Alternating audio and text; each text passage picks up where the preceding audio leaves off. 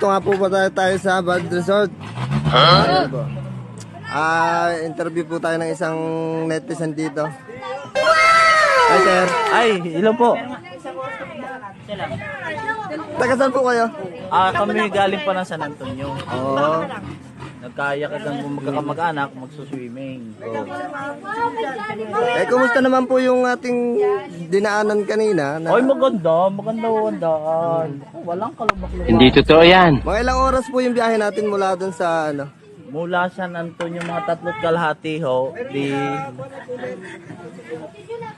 Ayun ho. Pero arihong sa mga arihong magkakamag-anak ay yung may itsura lang. Yung may mga ano po? May itsura. Ang kasama. Oo, ang kasama. Walang pira pa din. Yan na. Ay, Ayun, yan ang aming leader. ito po yung leader ng organisasyon.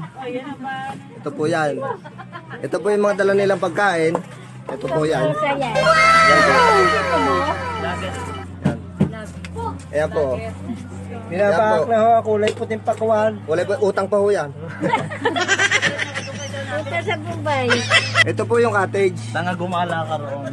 Ang makakakilala ko sa akin. Ito po yung cottage. Ito po yung nagkakahalaga ng 2,500. Wow naman! Wow! Kilala niyo ko. Ito po yung dagat oh.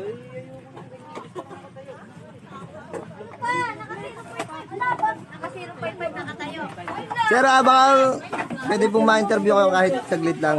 Gutom na, hindi mapagsalita, hindi mapagpaliwanag. Okay po. Kilala niyo po ako, sikat na vlogger po ako. Hindi naman, mukhaan.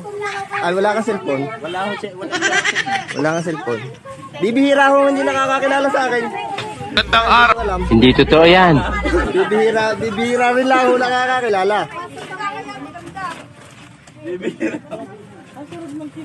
Ari po yung nanalo kanina sa Kantali Mandapisaw.